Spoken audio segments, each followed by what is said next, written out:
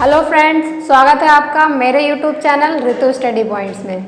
तो आज का टॉपिक बहुत इंटरेस्टिंग है, शुरू करते हैं, जिसका नाम है गुरुत्वाकर्षण का सार्वत्रिक नियम। उससे पहले अगर आपने मेरे चैनल को सब्सक्राइब नहीं किया तो सब्सक्राइब कर लें ताकि मेरी कोई भी वीडियो आपसे मिस ना हो। तो आइए शुरू करते हैं न्यूटन का सार्वत्रिक नियम।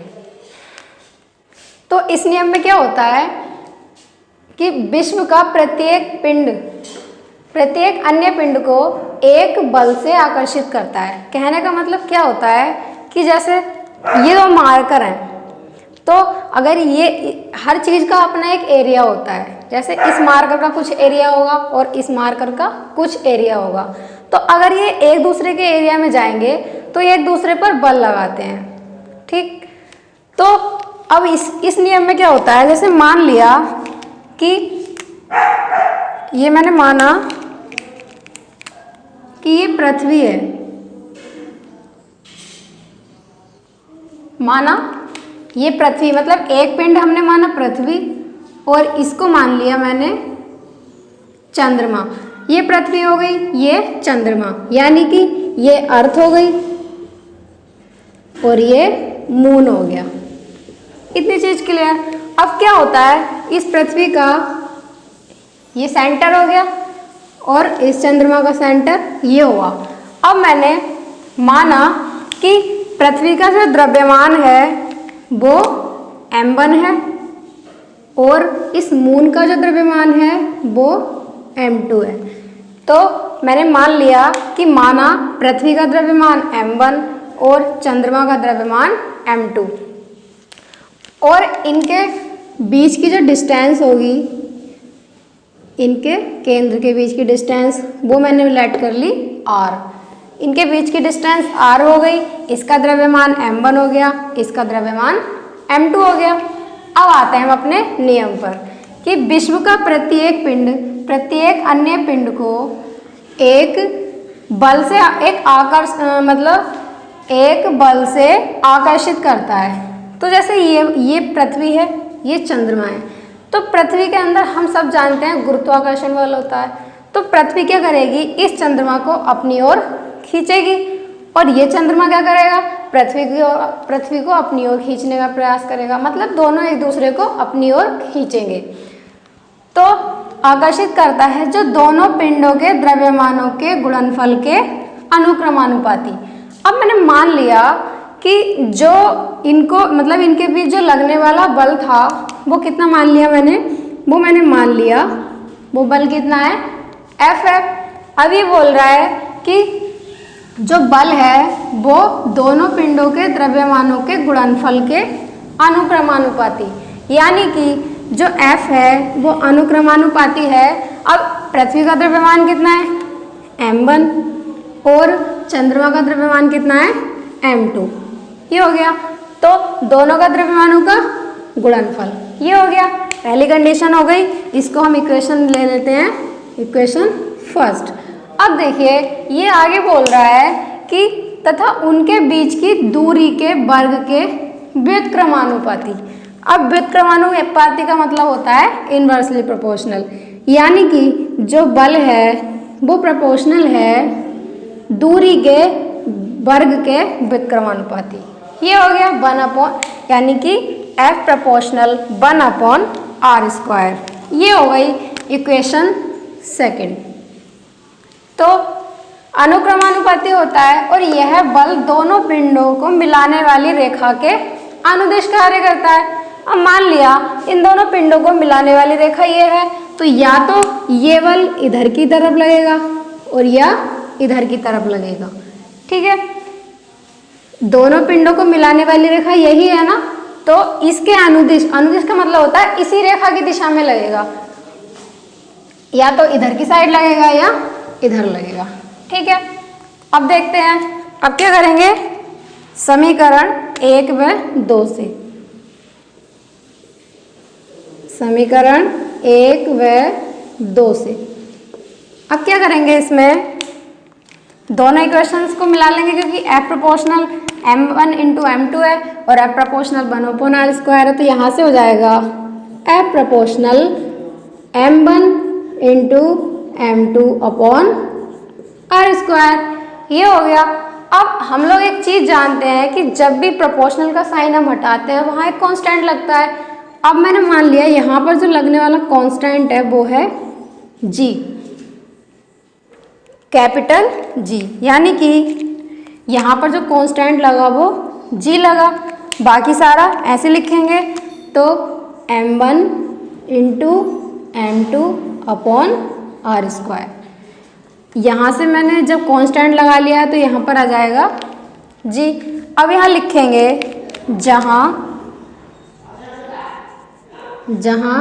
जी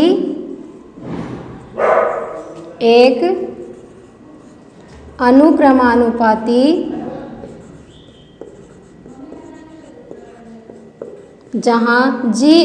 अनुक्रमानुपाती नियतांक है जिसे ये जी जो आया है अनुक्रमानुपाती नियतांक है जिसे क्या बोलते हैं, गुरुत्वाकर्षण का सार्वत्रिक नियतांक या गुरुत्वाकर्षण नियतांक। ये हो गया।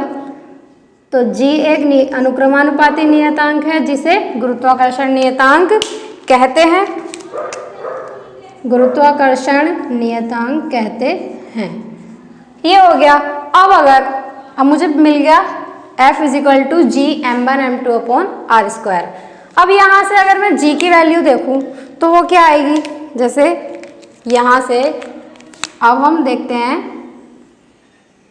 g का मात्रक।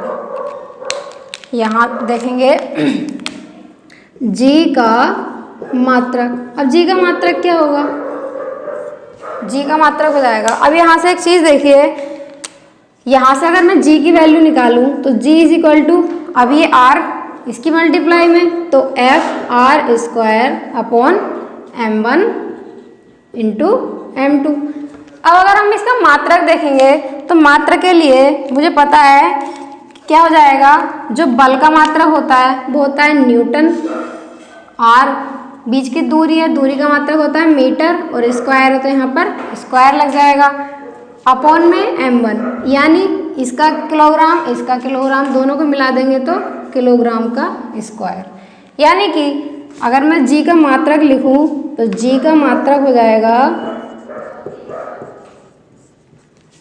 g का मात्रक लिखेंगे न्यूटन मीटर स्क्वायर पर किलोग्राम स्क्वायर।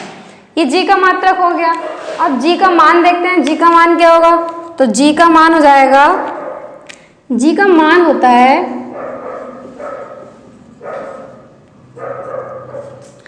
6.67 इंटू 10 की पावर -11 न्यूटन मीटर स्क्वायर पर किलोग्राम स्क्वायर। तो यहाँ से ये देखा हमने कि g is equal to F R square upon m1 m2। अब यहाँ f होता है बल का मात्रक होता है न्यूटन, r मीटर, r जो है मतलब दूरी है तो इसका मात्रक मीटर हो गया, m1 m2 द्रव्यमान का मात्रक किलोग्राम। सबको एक साथ लिख दिया, न्यूटन मीटर स्क्वायर पर किलोग्राम स्क्वायर। और g का जो मान होता है वो 6.67 इंटू 10 की पावर -11 होता है। अब आगे देखते हैं। देखिए जैसे यहाँ पर मैंने मान लिया कि माना m1 is equal to m2 is equal to एक मात्रक, इतना हो गया, और r इज इक्वल टू एक मात्रक। जब ये होगा तो यहाँ से हो जाएगा। अब ये सारी वैल्यू अगर मैं यहाँ पर रख दूँ, यहाँ रखूँ या यहाँ रखूँ, बात देखिए, तो यहाँ से जो निकल कर आएगा वो g इज इक्वल टू, यहाँ से अगर देखें तो f की वैल्यू 1, r की वैल्यू 1, नहीं f तो f ही है, और m1 m2 की वैल्यू भी 1 इंटू 1। तो यहाँ से डायरेक्टली हम लिख सकते हैं g is equal to f, g is equal to f लिख सकते हैं। तो यहाँ से हम गुरुत्वाकर्षण नियतांक g की परिभाषा लिख सकते हैं।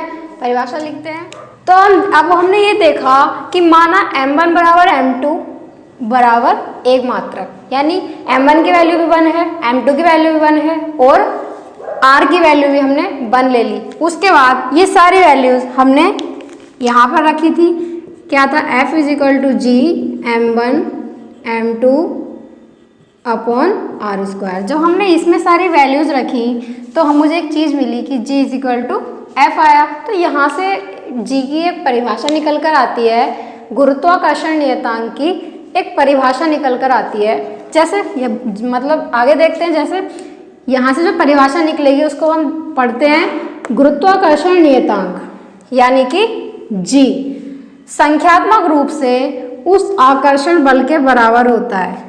मतलब गुरुत्वाकर्षण नियतांक जो होता है ये क्या होता है, एक तरीके का गुरुत्वाकर्षण बल के बराबर ही होता है, जो एक दूसरे को एकांक दूरी पर स्थित, देखिए दूरी एकांक है, एक मात्रक है इसलिए एकांक बोल रहे हैं, एकांक दूरी पर स्थित एकांक द्रव्यमान वाले, मान लिया इसका द्रव्यमान भी एक हो गया, इसका द्रव्यमान भी एक हो गया, ये एकांक द्रव्यमान वाले दो पिंड हो गए। तो एकांक द्रव्यमान वाले दोनों कणों के बीच कार्य करता है। जैसे यहाँ पर इन दोनों के बीच कार्य कर रहा है। जरूरी नहीं है कि हम यहाँ अर्थ और मून ही ले सकते हैं, कोई भी मतलब पूरी पृथ्वी पर या पूरे ब्रह्मांड में कोई भी दो कण लेंगे, अगर उनके बीच में ये नियम लगाएंगे तो इस तरह से लगाएंगे, कुछ भी ले सकते हैं। तो गुरुत्वाकर्षण बल एक प्रकार का कैसा बल होता है, आकर्षण बल होता है। और ये जो यूज़ होता है मैक्सिमम बड़ी दूरियों के लिए यूज़ होता है, जैसे सूर्य और चंद्रमा के बीच की दूरी, पृथ्वी और चंद्रमा के बीच की दूरी। तो इन सब के बीच में जो बल कार्य करता है वो कौन सा होता है, गुरुत्वाकर्षण बल।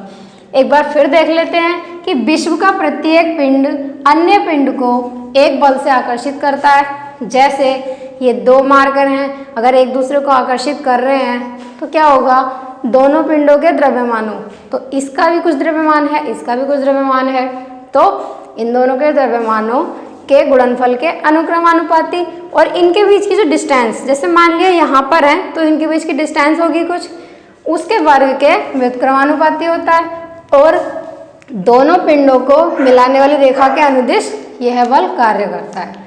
तो अगर आपको ये नियम समझ आया हो, मेरी वीडियो पसंद आई हो तो वीडियो को लाइक कर दें, मेरे चैनल को सब्सक्राइब कर दें और मुझे कमेंट बॉक्स में कमेंट करके ज़रूर बताएं।